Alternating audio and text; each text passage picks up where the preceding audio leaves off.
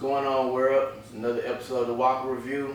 It's here, B-Walk. Got another homie here, Devondrick Walker, member of the Austin Spurs affiliate, D-League affiliate of the San Antonio Spurs.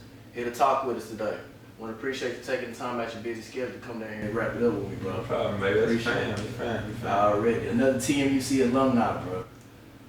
But, I mean, first question I got for you is basically, give us a brief, brief something about where you from, where did you gain the love of basketball and things, where you're from and things like that? Actually, I was born in Dallas when I my Pleasant Grove boys, and that's where you're from. Yeah. But when I moved to Garland, in 7th grade. So once I moved there, I was a big time football dude when I was young.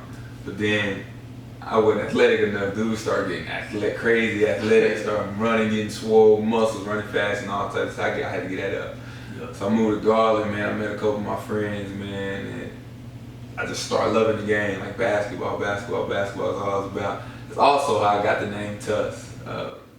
Picked it up. Young dude, favorite player was Isaiah Thomas, that's what they called him.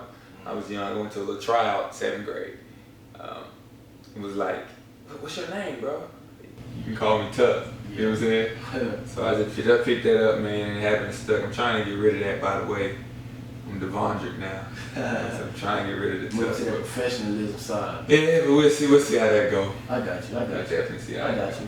I mean, I know you transferred here, I want to say, sophomore year. How did that transition go? Because I know you came from a previous school. Mm-hmm. So let's talk about a little bit about that, man. Well, basically, the school I was at was an NAIA, and it was small, but it was real good competition. The competition was kind of all in the pack. It was bunched. It wasn't quite the LSC talent level, but it was a pretty good conference. Northwestern Oklahoma State, if I haven't mentioned it yet, but it was straight, man. It was a small city, but I actually learned more of the fundamentals of basketball going there. I didn't play much, and that was the reason for me transferring. I was stubborn, I was young, I was like, man, I'm supposed to be in the game. And then I was just like, I'm out of here. And I ended up coming to Commerce, and Walker was actually going to redshirt me, because Walker was going to redshirt me. When I first got here, he was like, he didn't think I was ready, But as you know, I ended up starting my sophomore year, you know what I'm saying, playing all the games. I haven't missed a game in my whole career at Commerce, so I'm proud of that. Yes, sir. But yeah, I just came to Commerce, man. I fell in love with it, man. Thanks to, you know what I'm saying, Stan Walker and the way he taught me the game of basketball is different from anything I ever, you know what I'm saying, experienced. So, you know, big hats off to my man over there. I got you. Speaking of Stan Walker, I mean, he's broken countless records here as far as in the Lone Star Conference as well as in Commerce alone. How did being under Stan Walker elevate your game and show you what you needed to do going on to the next level? Yeah, well actually with Sam, it was more off the court deals, being a professional about a lot of stuff, you know, and moving forward, all the stuff he would talk to us about, you know what I'm saying, being eyes on, you know, just keeping your eyes up just at all times, your communication. He also taught me communication was one of the biggest life skills you'll learn. So I take that, I use that every single day, man. I even tell my little sister that communication is one of the biggest life skills you ever learn. I learned that from Coach Walker, regardless of the time. I know you heard we do 6 a.m. lane slides Friday morning, you know, and people just dread the 6 a.m., but it's more of a communication deal. Mm-hmm. Thursday night, people like to go out sometime, do whatever they're doing, but you make sure you communicate with your teammates, let them know we got this workout in the morning. If you miss it, you got it. You know what I'm saying? We come back, we do it again that following day. So it was more of that kind of stuff with Coach Walker, just teaching me how to be a man in a professional sport, you know, professional sport level. But on court activity, it was definitely humbling yourself, humbling your body on the court, because your body speaks way louder than you would ever imagine. You know what I'm saying? Your body language was crazy. I don't know if you watched it or took note. That would be one of the biggest things I had in my head, remaining professional on the court at all times. It was kind of keeping me humble at the same time, making me play with an attitude. It's a tough balance, but you know, that's the best dude. That's what he taught me, just keeping an attitude, being an animal, at the same time, keeping yourself humble and remaining, you know, there with your faith. You know, it's basically it with him. So, you know, so he was a big time influence in my life, though. That's real dope. But I know after you went to 3 seasons here in Commerce, I know you guys, I was there with you guys when you went to the Lone Star Conference and came up a little bit short. How did those growing pains you guys went through either like having successful seasons but not accomplishing your goals? How those growing pains help you? Well, with me, my sophomore year, I was coming in young. We had a team full of seniors, and all the seniors, one thing we lacked was leadership. And we lacked our leadership. We had the best time in the world, all-time leading scorers, you know what I'm saying, three-point make guy. We had Devondrick King, All-American, you know, we got LeBrie Sledge. These dudes are big-time players at the time. So it's like, winning, it was going to happen. You know, we felt it was going to happen. But what they didn't have and what we didn't have as a unit on that team was our leadership. So like going ahead, moving forward to my junior year, you know, I wanted to be that. I wanted to be that kind of, I'm going to step in, because I don't want the same effect that happened last year, how we felt toward the end of that season. So I was like, I got to change something to make my team, we can get something going. So I just put myself there, like, you're going to hold yourself to this standard, you're going to make your guys do this, because at the end of the day, when it's all said and done, it's all you're going to have was what you started with. Sure. So I definitely took that to the junior year. In my senior year, we got LaDon Carnegie, which was a big time pickup for me and for the team. We had all conference guy, so we had a little more talent my senior year, and we had, you know, a leadership role, me and Juice. Yeah. You know, we definitely had a leadership role, so everything was taken care of. So growing from that to my senior year, where we became a second round LSC tournament, but that's kind of the influence we put in this previous year's team. I feel like some of the players that was on that team with me took that same type of attitude, like we're gonna do it this way, do it that way, and end up winning the conference, you know. Absolutely. So I feel like that's how it's usually gonna go. Like I think next year they have an even better year than this year.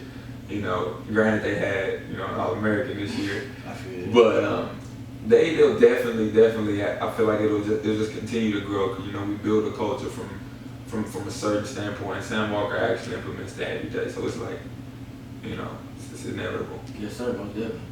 But I know after your time here in Commerce, I know you spent some time in Vegas at a pre-draft camp. What Basically, is when I was in my first school, Northwestern Oklahoma, I had a guy, one of my boys, he was a grad student, and his name was Cam Davis. Man, it's one of my best friends to this day. Cam Davis really changed my life.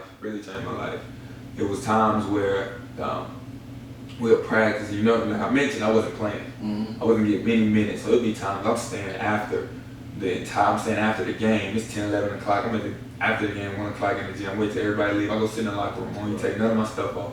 Go sit in the locker room. We break it out. Nobody even notice. I'm just chilling in the back waiting, because I'm really upset. I'm like, I didn't play a minute in this game, so I'm about to get a sweat, get a workout. I can't waste that day. You understand? So and it's weird. He would be walking through the gym. Cam be walking through the gym 11 o'clock at night. What he doing in here, bro? Like, what are you doing? You know what I'm saying? 12 o'clock at night. I'm the only one in there. He'll come in. He just start rebounding for me. We chat a little bit. Come to find out, he was working at Impact in Las Vegas, which is basically where they train all the pre-draft guys. At the time, he was interning. He'll be interned that coming summer. Coming summer. So he would intern with them, and then he called me after he got his internship, and this was that's when I transferred or whatever, and I'm coming here. So throughout that summer and then that school year. So after my sophomore year, he called me, we linked back. He was like, man, you need to be out here. He had a job. He was like, you need to be out here. This is elite level basketball. You know, the best basketball players in the world in one area under one roof, and you get the ability to go at these guys every day, each and every day. So after my sophomore year, I went there. I went to Las Vegas and stayed with him, lived with him. And he moved on from Impact. You know, something happened internally, I don't know what it was. But he moved on from Impact, and he just started training me strictly. Me and a couple other guys. So each and every day we wake up early in the morning. So it wasn't a camp. It was basically I was living with an NBA trainer, basically. You know, so I got blessed crazy in that situation. A lot of people don't get that. It was training me and a couple other dudes. And we wake up every day. My schedule was crazy every day, man. We wake up 6 a.m. in the morning, you know, you up and ready to go at 6 a.m. We're at the gym at 7, making sure we got a body, you got your breakfast, your body right, and all of that, because the day was long. We would end at around 5 o'clock. So we'd go, you know, work out, we'd lift from 7 to 8:30. Man, we get it in and lift. Then we go shoot from like 8:30 to 10. And then from 8:30 to 10 was kind of like our morning, I don't know what you call it, no balls really. It was kind of plyometrics, abs, jumping boxes, ropes, bungees, all kind of stuff like that from my age of 10. And then I had the privilege of working like a little, I want to say youth camp from my age of 9 to 12 maybe, from around 10, right after 10 to 11:30. And then we had 11:30 to 12:30 lunch break. We back at it at 1 to 5 straight skills work. So this was every day. Wow. This was every day. So I did that every day for like 3 months, man. I'm tired of drinking nothing, smoke nothing, you know. Wow. And I changed my diet crazy. It was 2 gallons of water every day, lifting, no sugars, like all it. That summer completely changed my life. It turned me into something that I liked about myself. I don't even know if you remember from a sophomore year or junior year, but anybody close to me, really close to me would notice. I used to do a totally different dude. I've seen life different, I've seen basketball different, I've seen what it takes to kind of go there, you know. So basically that's, if you ever hear me say I'm in Vegas, you know, and that's when I'm with Cam Davis, are you working out? Yeah, definitely working out in Vegas. Can't be doing nothing else in Vegas. So it's like, you know, that was really what it is in Vegas. One of my best friends, man, one of my best friends is actually an NBA trainer. And he trains me, so I'm kind of, you know, like I said again, I'm blessed, crazy blessed, and fortunate to be in a situation like that. So but that's real loud, because me personally knowing you, I know you always had the skill, but it seemed like that after that Vegas, he was like a light switch. Like, okay, it's a mental. It's like you look at things differently. It's not just a game no more. It's more so like a profession. So it's going into profession. I mean, you're down in Austin. You're affiliated with the San Antonio Spurs. Like, tell me a little bit about that. How is things on a daily basis, like being a professional, even in the D League, just working hard and even trying to get to the next level of the NBA, what everybody really wants. So tell me a little bit about that. But you know what's crazy about it? You know, once you go professional, you know, a lot of people would assume trying to making that transition, and it's crazy